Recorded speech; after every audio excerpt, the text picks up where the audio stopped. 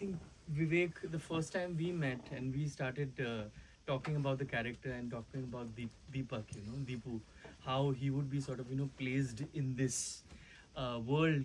We were very sure that he is the friend, but he's not going to be like a typical friend, just standing there in the frame and making people laugh, making, you know, odd faces. Very much human.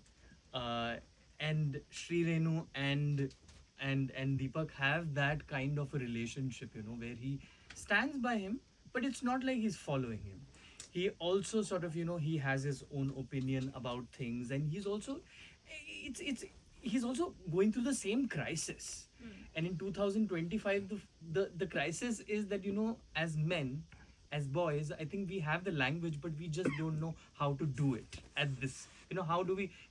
So he's also going through the same crisis, but at the same time, it's the love for Sri Renu, which, and we all recognize, and there's this lovely line which Vivek has written, and I think when everyone sees the film, कि अकेलापन जो है इस दुनिया की सबसे बड़ी बीमारी है. And I think we are all fighting it at this point of time.